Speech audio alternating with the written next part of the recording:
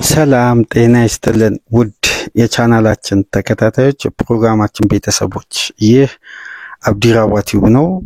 ፕሮግራማችንን ላይክ በማድረግ እንድትጀምሩ ላይክ ስታደርጉ የዚህን ፕሮግራም ተደራሽነት ከፍ ያደርጋል። ላይክ እንድታደርጉ አዲስ ሆናችሁ ደግሞ ሰብስክራይብ በማድረግ ቤተሰብ ሆናችሁ ከኛ ጋር በእግር ኳሳዊ ጉዳዮች ሁሉ እየተወያየን ሐሳቦችን እየሰነዘርን ቆይታ እንድናደርግ ቤተሰብ እንድትሆኑ እንዲሁም ይህንን ፕሮግራም ከሀገር ውጭ የምታደምጡ ለፕሮግራማችን የምታደርጉትን ድጋፍ በሱፐር ስቲከር፣ ሱፐር ቻት፣ ሱፐር ታንክስ እንድታደርጉ በአክብሮት እየጋበዝን በዚህኛው ፕሮግራማችን ትኩረት የምናደርገው አርሴናል በሊጉ አንደኛ ደረጃ ላይ እንዲቀመጥ ካስቻሉ ፊር ፋክተሮች፣ የጨዋታ ልዩነቶች ከአምናው ዘንድሮ አርሴናል በምን ያክል ርቀት ተሻሽሏል፣ አድጓል፣ መሪነቱ 100% ይገባዋል ስንል በተለያዩ ምክንያቶች ነው። ከነዚህ መካከል ደግሞ ነጥለን ታክቲካሊ የምንመለከታቸው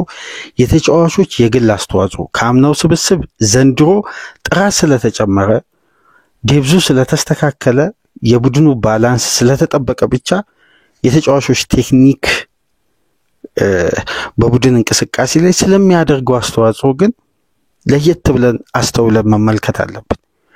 የተጨመሩ ተጫዋቾች ስታንዳርድ በቡድን ጥራት ላይ የጨመሩት ጉዳይ አስተማማኝነቱን በራስ መተማመኑን ከፍ አድርጓል። ነገር ግን የተጫዋቾች ግዢ መፈጸም ብቻ በቡድን ውጤት ላይ ቀጥተኛ ተጽዕኖ አይኖርም። እነዛ ተጫዋቾች ግን መተው የሚተገብሩት ጉዳይና የሚፈጥሩት ፍሌክሲቢሊቲ ከጨዋታ ጨዋታ የሚያሳዩት እድገትና የቡድን ውጤት ላይ ቀጥተኛ 100% ተጽዕኖና ለውጥ ስላለው እነዚህ ጉዳዮች ከምን መነሻ ናቸው? ሚካኤል አርቴታስ አርሴናልን በዚህ ደረጃ የመቀየሩ አቅም አሰልጣኙን አድንቀን ማለፍ ያስፈልጋል።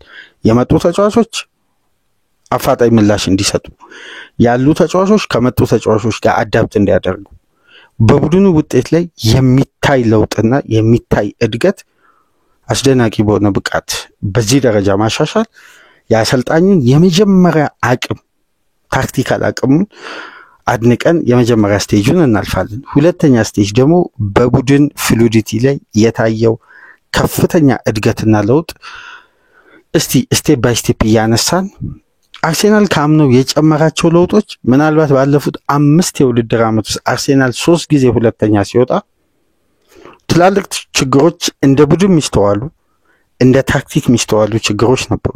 ቡድን ላይ ጥልቀት አለ፣ ስኳድ ባላንስ አለ። በጉዳት ምክንያት ቡድኑ አንድ ተጫዋች ሲጎል ለመተካት የሚጓዝበት ርቀት አለ። እነዛ ርቀቶች ደግሞ የተጫዋቾችን ለውጥ ያስከትል ነበር። ፖዚሽናቸውን ስተው ወይም ከተፈጥሯዊ ፖዚሽናቸው ውጪ እንዲጫወቱ፣ አገልግሎታቸው ሰፊ እንዲሆን፣ ያንዱን የሜዳ ክፍል ባላንስ ለመጠበቅ ሌላው ተጫዋች መስዋዕት የሚሆንበት በርካታ የተዛነፉ ባላንሶች አሉ። እነዚህን ጉዳዮች ለማጣጣም ደግሞ እንደ ቡድን ባላንስ ስኳድ ያስፈልጋል። ዴብዙ መስተካከል አለበት። ዴብዙ ሲስተካከል ደግሞ አርሴናል የሚያገኘው የመጀመሪያ ትልቁ አገልግሎት ምንድነው? በተቃራኒው የነበሩትን ክፍተቶች መሙላት ብቻ ሳይሆን የሚያድጉ ውጤቶችና እንቅስቃሴዎች ሜዳ ላይ ይስተዋላሉ። ከሁሉም በላይ ግን የተጫዋች የቴክኒክ አቅም ሲያድግ ስብስብ ውስጥ ልዩነቶች ይፈጠራሉ። የሚታይ ልዩነት ለምንድነው? ካለፉት ዓመታት ሁሉ የዘንድሮ አርሴናል በቀላሉ የተጋጣሚ አማካይ ስፍራ ሱፐር ዶሚናንት የሚሆነው። ሱፐር ዶሚናንት ሲባልና ዶሚኔት ሲባል ይለያያል። የአርሴናል ብልጫ ግን በሚፈልጉት ደረጃ ከሚጠበቀው በላይ ብልጫ ይወስዳል አማካይ ስፍራ ላይ። ይሄ አማካይ ስፍራ መብለጥ አምና ካቻምና በደንብ አይስተዋል እና ብልጫው ሊኖር ይችላል። አማካይን ስፍራ ዶሚኔት ሊያደርግ ይችላል። ግን እያንዳንዱ እንቅስቃሴዎች ለምሳሌ ከተጫዋቾች ተፈጥሯዊ ቴክኒክ አቅም ጋር ተያያዥ ናቸው።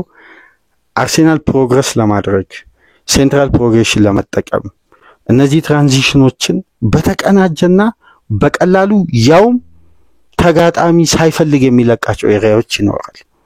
ሳይፈልግ የሚለቃቸው ኤሪያዎች ስንል ለምሳሌ አንድን ተጫዋች በጣም ለላቀ ፕሬሲንግ አደጋ ክልል ውስጥ ሪስክ ያላቸውን ፖዚሽኖችን ፈቅዶ ለራሱ አድቫንቴጅ መጠቀም ተጋጣሚ ለምሳሌ አንዱን ተጫዋች ብናነሳ ኤቨሪቺ ኤዜ በደም ካስተዋላችሁ ከሁለቱ አማካዮችም አጠገብም መሐላቸውም እየገባ አንዳንዴ ከነሱ ጀርባም ይገኛል።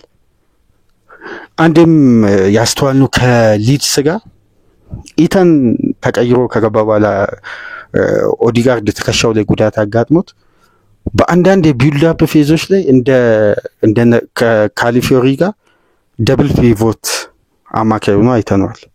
እንደውም በምስል አስደግፈን በጊዜው ስንወያይ ነበር። የኖቲንጋም ፎረስት ጨዋታ ዙቢመንዲ ፔኔትሬት አድርጎ በሄዲንግ ግባን ሲያስቆጥር ኢታን ንዋኔሪ አሁንም ከካላፊዮሪ ጋር እዛ ዞን ላይ ነበር፣ ወደ ኋላ ዘን ብሎ ማለት ነው። ይሄ የተለዋዋጭነት ሚና መስጠት ነው ለተጫዋቾች።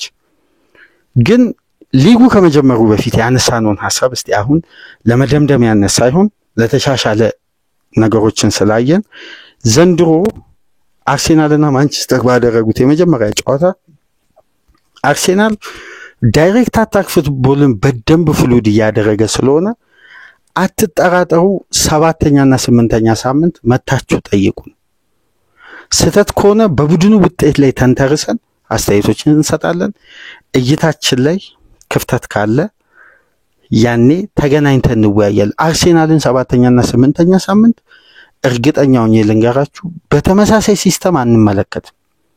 አርሴናል አስፈሪውን የዳይሬክት አታክ ቡድን ሆኗል። ይሄን ደግሞ ከኦልትራፎርድ ጨዋታ መረዳት ችለናል። በኦልትራፎርዱ ካራክተር አርሴናል በድጋሚ በየትኛውም ጨዋታ ላይ አይስተዋልም ስንላችሁ ነበር። ለምሳሌ ከሴት ፒስ በተገኘ ግብ ነው ያስቆጠረው። ውጤቱ ማራኪ አይደለም። የተገኘው ድል በእንዲህ አይነት ካራክተር ለመጫወት ነው ወይ አርሴናል 250 ሚሊዮን ፓውንድ ያወጣው? በርካታ ትችቶች ነበሩ። ግን አሁንስ በቡድኑ ላይ ያለው በራስ መተማመን ለምን ይመስላችኋል እነዚህ ጉዳዮች የተቀየሩት? ያኔ ስናነሳ የነበረው የዳይሬክት አታክ እንቅስቃሴ ላይ አርሴናል በጥቂት ጨዋታ የሚላመዱ አደገኛ እንቅስቃሴዎች አሉ ከመሃል ሜዳ የሚነሱ። እነዚህ እንቅስቃሴዎች ለአርሴናል የዘንድሮ ውጤታማ የውድድር ዓመት ካሳለፈ ትልቁ የሚና ለውጥና የቡድኑ የተቀየረው የታክቲክ መንገድ ነው ስንላችሁ ነበር። ከነዚህ መካከል አንደኛውን ያነሳነው የካሊፊዮሪ ፖዚሽኑ ላይ ቋሚ መሆን፣ ዙቢመንዲ አማካይ ስፍራ ላይ መግባት፣ ራይስና ዙቢመንዲ ደግሞ በተመሳሳይ ፒቮት ላይ ተገኝተው ኢንተርቼንጅ ያደረጉ አንዱ ፔኔትሬት የሚያደርግ ከሆነ አንደኛው የሚቆይበት የመግባባታቸው ጉዳይ ስናነሳ ነበር። የዚህ ሁሉ ባላንስ መጠበቅ ግን አንድ ቡድን ለምንድነው ከፍተኛ ገንዘብ አማካይ ስፍራ ላይ የሚያወጣው? ወይም አማካይም ስፍራ አፍርሶ ለመገንባት በትንሹ ረጅም ዓመት የሚፈጀው? የአንድ ቡድን ባላንስ የሚጠበቀው የአንድ ቡድን መሰረት የሚጣለው ለተከላካዩ ለአጥቂው አማካይ ስፍራ ነው። የቡድኑ ልብ የትኛውም ሰርኩሌት ለሚያደርጉ የኳስ እንቅስቃሴዎች አማካይ ስፍራ የሚበለጥ ቡድን ዋጋ የለውም፣ ተጋላጭ ነው ለየትኛው።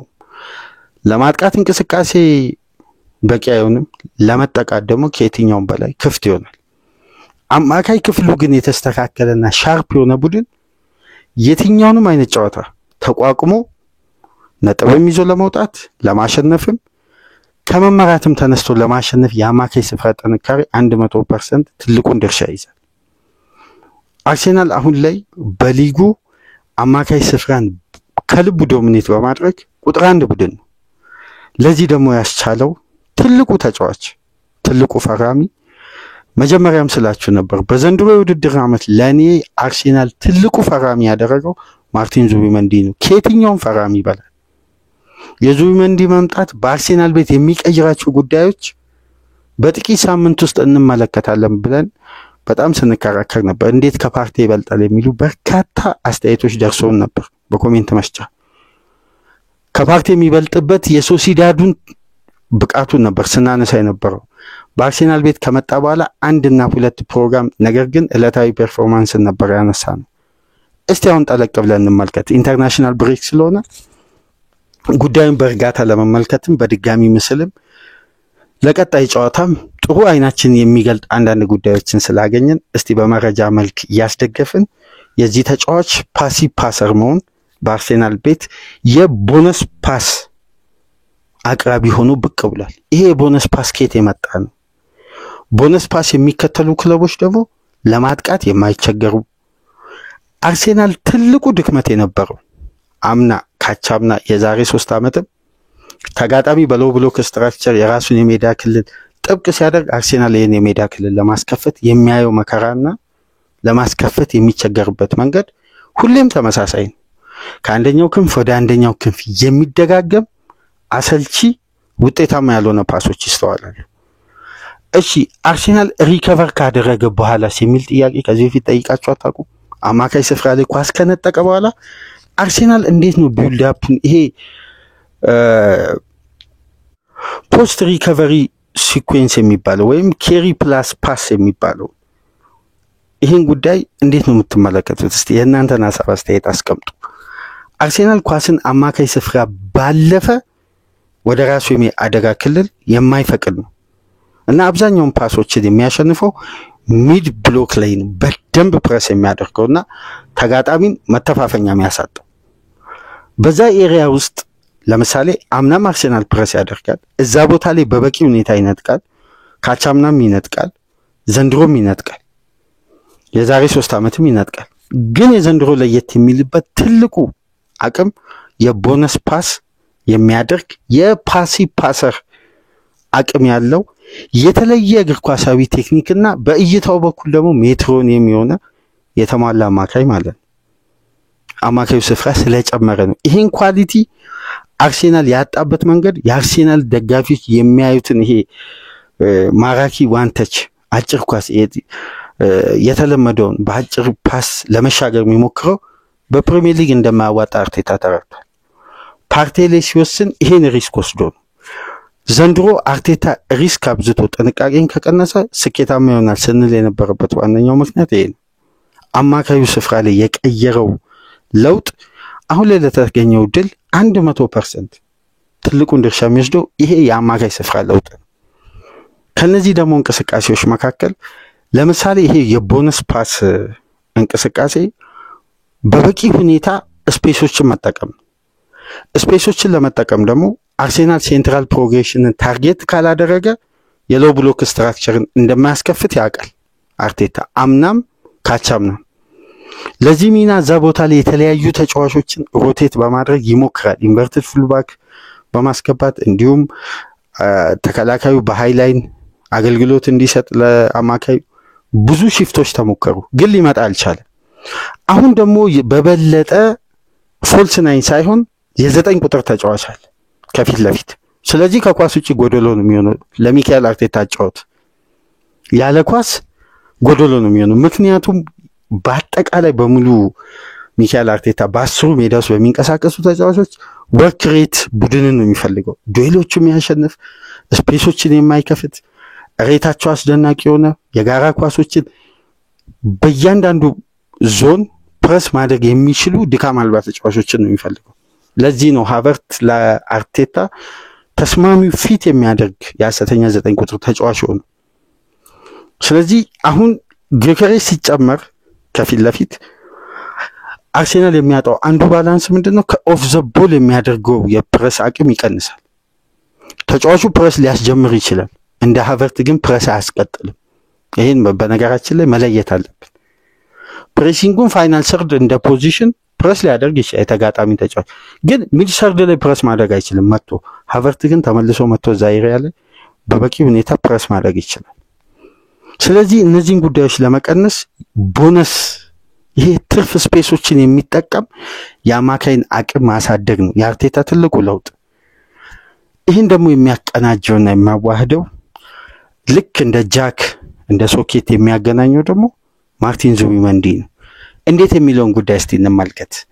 አንድ ምስል ስለ ቦነስ ፓስ በቀላሉ አርሴናል ተጋጣሚ ላይ ስፔሶች የሚያስከፍትበት ትልቁ የጨዋታ ልዩነት ኒውካስል ነው።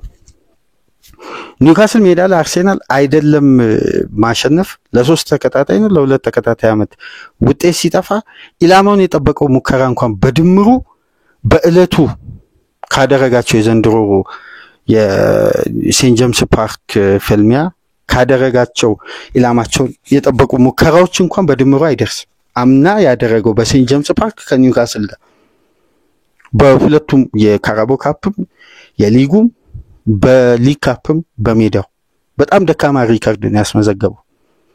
ግን ዘንድሮ እንዴት ይህን ጉዳይ በቀላሉ ለመሻገር ቻለ? ውጤቱ በመጨረሻ ደቂቃ ቢገኝም በሁለቱም 45 100% ዶሚኔት እንዴት ሊያደርግ ይችላል? በሙከራ ታጅቦ እድለኛ ስላልነበር ነው እንጂ እኮ ጨዋታውን ከረፍ በፊት በአራት ቢግ ቻንስ በታጀበ እንቅስቃሴ ነው ሲደበድብ የነበረው። ታዲያ እነዚህን ያሻሻሏቸውን የአማካይ ስፍራ ብልጫ እስቲ በአንድ ምስል ስለ ቦነስ ፓስ እንቅስቃሴ መንደርደሪያ እና ትልቁ ሚሽን እንዴት ስፔሶች እንደሚፈጠሩና አርቴታ የኤበሪቼ ኤዜን ቦልኬር እንዴት በቀላሉ እንደሚጠቀም። ይሄ ተጫዋች በሜዳ ውስጥ ረጅሙን የሜዳ ክፍል ድሪብል ማድረግ ይችላል። ኳሷን ጠብቆ መንቀሳቀስ ይችላል። ኤሪያዎችን ድሮፕ እያደረገ ማስከፈት ይችላል። ይሄን ስንል ደግሞ ራሱን ለተጋጣሚ በከባድ የአርሴናል ዞን ላይ ተጋላጭ ያደርጋል። ሪስክ ያለው ፕሬሲንግ ተጋጣሚን ይስባል። እሱ ፕረስ በሁለት ተጫዋች ሲደረግ ግን እነዛ ሁለት ተጫዋቾች ጥለው የሚመጡበትን ስፔስ እንዴት በአንድ ፓስ ዙቢሜንዲ እንደሚቆርጥ አንድ ምስል ላሳያችሁ። እስቲ ይሄን ምስል በስክሪን ላይ ተመልከቱ። ይሄን ፕሬሲንግ በኒውካስል ነው። አርሴናል ላይ በደንብ ካያችሁ ቶናሊን ተመልከቱ፣ ብሩኖ ጊመሬስን ተመልከቱ። ከኋላ በኩል ደግሞ በደንብ ምስሉ ላይታይ ይችላል። ዳር ላይ በዚች ትራያንግል ላይ ጫፏ ላይ ከኋላ ወጣ ብሎ ፕረስ የሚያደርገውን ሌላኛውን የኒውካስል ተጫዋች ተመልከቱ። ይሄ ዞን የአርሴናል ሜዳ ነው። እዚህ ጋር ኳስ ከተነጠቀ የኒውካስልን ስትራክቸር ተመልከቱ። እያንዳንዱ ሜዳ ላይ ጆሊንተንን ተመልከቱ፣ ኒኮ ቮልትማደን እንዲሁም መርፊ። እዚህ ጋር በተጨማሪ ጎርደን አለ።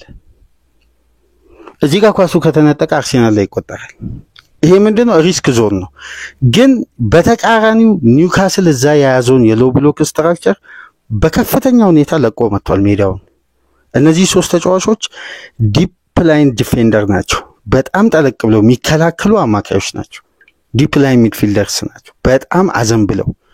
ስለዚህ እነዚህን ሶስት ተጫዋቾች በአንድ የቤሪቼ ኤዜ ቦል ዞን ድሮፕ በማድረግ ልክ እቺ የዚህን ኳስ እንቅስቃሴ ምናልባት ደቂቃውን ካልተሳሳትኩ ወደ 21ኛ ደቂቃ አካባቢ ነው። መለስ ብላችሁ ምስሉን በቪዲዮ ተመልከቱ። ይሄ እንቅስቃሴ በቀጥታ ሄዶ ትሮሳርድ ብረት የመታበት እንቅስቃሴ ቢልድ አፑን እንዴት በቀላሉ አርሴናል ኒውካስል እንዳስከፈተ ተመልከቱ። ከራሱ የመጫወቻ ክልል ፈንጠር ብሎ ኦዲጋርድ ዙቢሜንዲ ከዳኛው አጠገብ ያለው ነው፣ ቀይዋ መስመር ያለችበት እንዴት ኳሱን ከኢዜ ተቀብሎ እዚህ ጋር ለሚገኘው ለቀጥታ ትራንዚሽኑ ለሚያስጀምረው ተጫዋች እንዴት በአንድ ፓስ ኢዜን ኳስ እንደመለሰ በነገራችን ላይ አላቆመም። በቀጥታ ለራይስ ነው ድሮፕ ያደረገው። ራይስ አማካይ ስፍሉ ሙሉ ፔኔትሬት አድርጎ ሲሮጥ ወደ 29 ሜትር ስፔሶች ነበሩ። ኒውካስል ከአርሴናል ጋር ባደረገው ያለፈው 3 ተከታታይ ጨዋታ 29 ሜትር የሜዳ ክፍል አንድ የአርሴናል ተጫዋች ቦልኬር ከራሱ የመጫወቻ ክልል እስከ ፋይናል ሰርድ ገፍቶ አያውቅም። የዚህን ያክል ነው የታክቲክ ልዩነት መፍጠር የቻለው የአንድ የዙቢሜንዲ ፓሲ ፓሰር መሆን። ይሄ አንደኛው ማሳያ ነው። ይሄ ዞን ላይ ሪስክ ወስዶ ተጋጣሚ ከራሱ ስትራክቸር እንዲወጣ ቴክኒካሊ የኢዜን የኳስ አቅም ተመልከቱ፣ የዙቢሜንዲን እይታ፣ የራይስ ጉልበትና ፍጥነት፣ ሜዳውን በበቂ ሁኔታ ከቨር ማድረግ፣ ፔኔትሬት የማድረግ አቅም በአንዴ ነው ኒውካስልን ያስከፈቱት። አደጋውን በአንዴ ነው መክፈት የቻሉት። ስለዚህ የዙቢሜንዲ እዚህ ቦታ ላይ መገኘት ከነዚህ ኳሶች የሚመለሱ ወይም ከፕሬሲንግ አርሴናል ራሱ ነፃ የሚያደርግበትን ፓስ በቀጥታ ወደ ማጥቃት በመቀየር ቦነስ ፓስ የሚባለው ይሄ ፓሲ ፓሰር እይታ ያላቸው የተለየ ሜዳውን ክፍል ሴንትራል ፕሮግረስ እንዲያደርግ በቡድኑ የማጥቃት እንቅስቃሴ ላይ ቀጥተኛ የሽግግር ኳሶችን ማስጀመር ሚካኤል አርቴታ ከቶማስ ፓርቴ 100% ያጣው እንቅስቃሴ ማለት የለም። አርሴናል ቤት እንዲህ አይነት እንቅስቃሴ ፓርቴ እዚህ ፖዚሽን ላይ ቢሆን የሚመቸው ወይም ለፓርቴ ተፈጥሯዊ ስኪልም አጫወትም እዛ ቦታ ላይ በቀጥታ ፓርቴ ይሄን ኳስ ለማመሰላችሁ የሚያቀብለው በቀጥታ ወይ ለሳሊባ ወይ ለጋብሪኤል ካልሆነ ኢዜ ስፔስ እስከሚያገኝ ኳሷን ጠብቆ ካልሆነ ደግሞ እዚህ ጋር ለሳካን የሚመልሰው። ስለዚህ አርሴናል አሁንም ለተጋጣሚ ፕሬሲንግ እዛው በሜዳው ክልል ይጋለጣል ማለት። በቀጥታ የሽግግር እንቅስቃሴዎችን ያስጀምር። በደንብ እቺ ምስል ምናልባት እዚህ ኤሪያ ላይ እንዴት ሪስክ የተወሰደበትን የተጋጣሚ ፕሬሲንግ አርቴታ በቀላሉ በዙቢመንዲ አማካኝነት እንደሚሻገር የዚህ ተጫዋች ቴክኒክ እንዴት የአርሴናልን የመጫወቻ ኤሪያን በቀላሉ ቢልዳፕን ተሻግሮ የተጋጣሚ ፕሬሲንግ እንዴት እንደሚያጠቃ ሱፐር ዶሚናንት የተባለው ለዚህ ነው።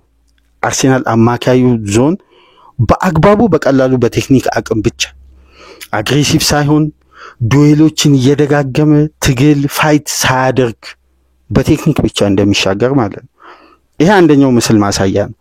ሁለተኛውን ጉዳይ ላንሳላችሁ። ይሄ አርሴናል በራሱ ዞን ላይ ኳሶችን በያዘበት ሰዓት እንዴት በቀላሉ የተጋጣሚ ፕሬሲንግ ከራሱ ዞን ወደ ተጋጣሚ ዞን ሴንትራል ፕሮግረስ በቀላሉ ሲያደርግ ነው። ነገር ግን አሁን ደግሞ አርሴናል እነዚህ ጉዳዮችን ለሽግግር የዙቢመንዲን ፓስ በዚህ ደረጃ በላቀ ደረጃ ያ አማካይ እያደረገ የቡድኑን ማጥቃት ይመራል። ይሄ ደግሞ እንቅስቃሴ ኮንቲኒቲ ያለው። ስለዚህ ተጋጣሚ ለምሳሌ ከአርሴናል የአማካይ ስፍራ ጋር በአንድ ለአንድ ግንኙነቶች ሲገናኙ አሁን በዘንድሮ የውድድር ዓመት አርሴናል ቤት ከታዩ ለውጦች ሳይሆን አርሴናልን በከፍተኛ ሁኔታ ከቀየሩ እንቅስቃሴዎች ውስጥ በዋነኝነት የሚቀመጠው አርሴናል ኳሶችን ካሸነፈ በኋላ በፍጥነት ፓስ አድርጎ ወደ ማጥቃት እንቅስቃሴ በመቀየር ይሄ ኳሶችን አሸንፎ በቀጥታ ወደ ማጥቃት እንቅስቃሴ ፓስ አኩሬሲው በተሟላ ደረጃ አሁን ለምሳሌ ፖስት ሪከቨሪ ያደርጋል። ከዛም በኋላ ያለው የፓስ ሲኩዌንስ ማለት ነው። አርሴናል ኳሶችን ነጠቀ፣ በፍጥነት ወደ ማጥቃት ማምራት። ለዚህ ደግሞ የተዋጣለትን ከአማካይ ስፍራ የሚነሱ የማጥቃት እንቅስቃሴ ተጋጣሚን አርሴናል ቢልድ ሲያደርግ መጀመሪያ ካየን፣ አሁን ደግሞ ኳሶችን ሲነጥቅ አማካይ ስፍራ በቀጥታ እንደመጀመሪያው ከሪስክ ፖዚሽን ማጥቃትን እንደሚያስጀምረው ደግሞ ተጋጣሚን ደግሞ በአማካይ ስፍራ ፕረስ አድርጎ ኳሶችን ሲነጥቅ በቀጥታ ወደ ማጥቃት እንቅስቃሴ በማስጀመር ደግሞ ማርቲን ዙቢመንዲ በሰባቱ ሊጎች ውስጥ ከማርቲን ዙቢመንዲ በላይ የተነጠቁ ኳሶችን በቀጥታ የጋራ ኳሶችን አሸንፎ ወደ ማጥቃት እንቅስቃሴ በመቀየር እንደ ዙቢመንዲ በዘንድሮ የውድድር ዓመት በፓስ አኩሬሲ አንደኛ ተጫዋች የለም። 95.6% ፓስ አኩሬሲ የተዋጣለት ተጫዋች ነው። የተነጠቁ ኳሶችን ወደ ማጥቃት እንቅስቃሴ በቀጥታ ወደ ሃይ ተርኖቨር ማለት ነው። ስለዚህ ይሄ አማካይ በሁለት አርቴታ ባጣው ሚና ከቶማስ ፓርቴ በማይገኙ እንቅስቃሴዎች አንደኛ ደረጃ ላይ ተቀምጧል። ይሄ ደግሞ አርሴናልን በአማካይ ስፍራ ከፍተኛ ብልጫ ያምና አይነት ኢነርጂ ማባከን ጉልበትና ፍጥነት የሚጠይቅ ፋይት ያለው ዱኤሎችን ብቻ የማሸነፍ ይሄ ሪከቨሪ ለማድረግ የሚደረግ ትግል የለም። ጠባብ ስፔስ ላይ በፍጥነት ኳሶች ይነጥቃል። የተነጠቀው ኳስ እንደገና ወደ ኋላ ሄዶ አርሴናል አምና ሲያሰለች ነበረው ቢልድ አፕ ዝግ ባለ ቴምፖ ይሄ 71% 72% በየ15 ደቂቃው ተጋጣሚ ላይ ፕሮሰስ ያደርጋል። ነገር ግን አንድ ግብ ለማስቆጠር የሚቸገረው እንቅስቃሴ አይደለም። የተነጠቀ ኳስ ወደ ዳይሬክት አታክ ይቀየራል። ለዚህ ሁሉ ማሽን ደግሞ ነው አማካይ ስፍራ ላይ የሚመራው ማርቲን ዙቢመንዲ። ለዚህ ነው ቦነስ ፓስ ፓሲቭ ፓሰር ለፕሮግሬሲቭ እንቅስቃሴ እንደ ማርቲን ዙቢመንዲ የተሟላ አማካይ አርሴናል እስካሁን ድረስ አላገኘም በፓርቴ ቦታ ያለው። የአርሴናል ችግር እንዴት በቀላሉ በዚህ ደረጃ ሊቀረፍ ቻለ ካልን ያለምንም ጥርጥር የኢዜ ማምጣት አይደለም፣ የጎከሬሽ መፈረም አይደለም። አርሴናል ከአማካይ ስፍራ የሚነሱ የማጥቃት እንቅስቃሴዎች በበቂ ሽግግር ፋይናል ሰርድ ስለማይገቡ አርሴናል ሁሌ ምንድነው ተጋጣሚን በኳስ ቁጥጥር ይበልጣል። 24-25 ሙከራ ያደርጋል። ኢላማው የሚጠብቀው ወይ 2 ወይ 1 ነው። አሁን ግን አርሴናል በሰባቱ ሊጎች ውስጥ ይህን ዶሚኔት የማድረግ አቅሙ ካሳደገ በኋላ ለምሳሌ በሰባቱ ሊጎች በተጋጣሚ መጫወቻ ቦክስ ውስጥ በመንካት በአማካይ አርሴናል ባለፈው ሳምንት ከዌስትሃም ጋር ባደረገው ጨዋታ ቁጥሮች ተደምረው አንደኛ ደረጃ ላይ ተቀምጧል። በአምስቱ ሊጎች አነስተኛ ግብ ያስተናገደ ክለብ ነው። በአምስቱ ሊጎች አነስተኛ ኢላማውን የጠበቀ ሙከራ ያስተናገደ ነው። እንዲሁም በአምስቱ ሊጎች ሁለተኛ ደረጃ ሞስት ጎል እና ኤክስጂ ያስመዘገበ ነው። በአምስቱ ሊግ ደግሞ ሚድ ሰርድ ላይ ሃይ ፕሬሲንግ በመጠቀም ደግሞ አንደኛ ደረጃ ላይ ተቀምጧል።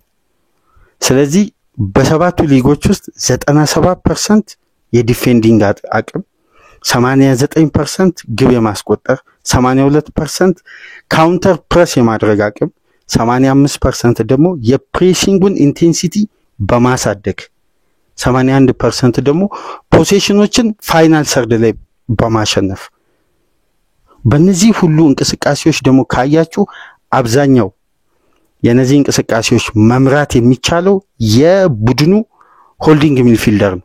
ዙቢሜንዲ የሚጫወቱበት አምና ፓርቲ የሚጫወቱበት ይሄ ነው ትልቁ ልዩነት።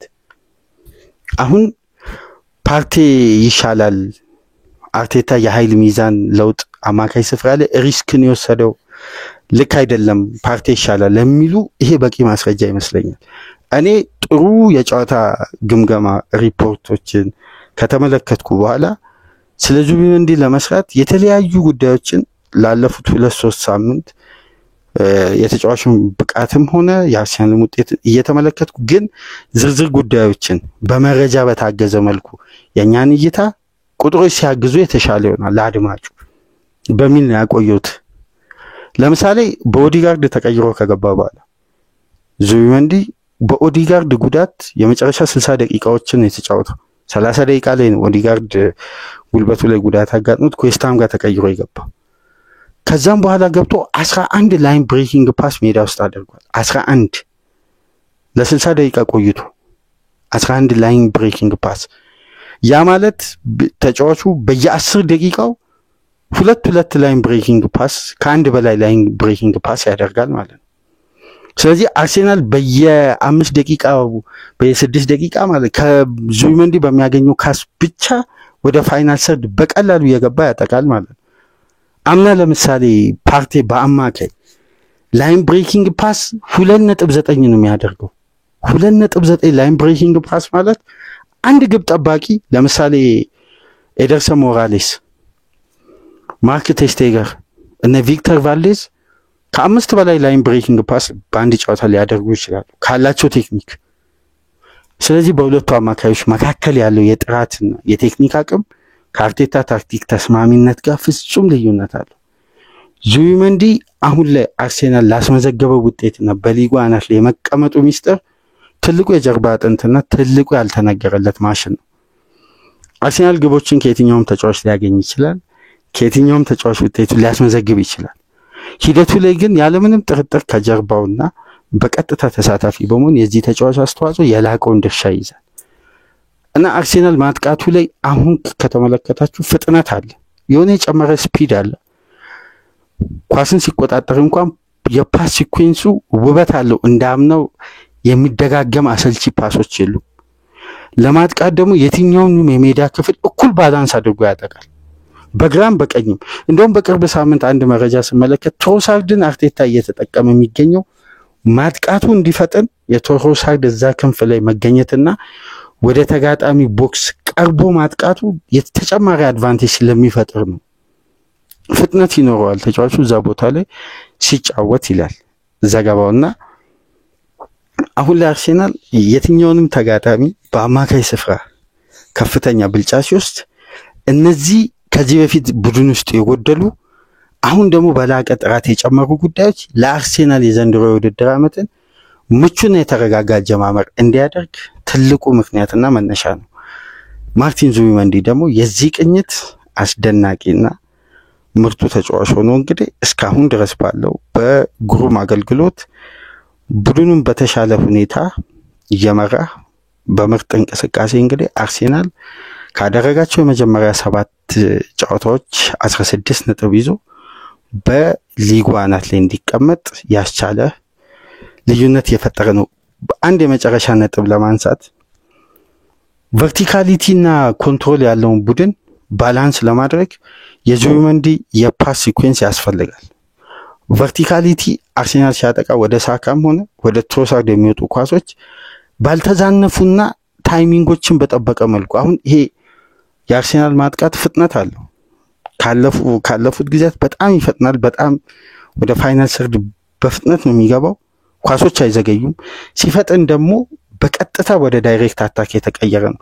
ለምሳሌ የራይስን ጎል እስቲ ከዌስትሃም ጋር 37ኛ ደቂቃ ላይ በደንብ ተመልከቱ። የመጀመሪያው ለቤሪቼዜ ስሩ ፓስ ያደረገው ዙቢሜንዲ ነው።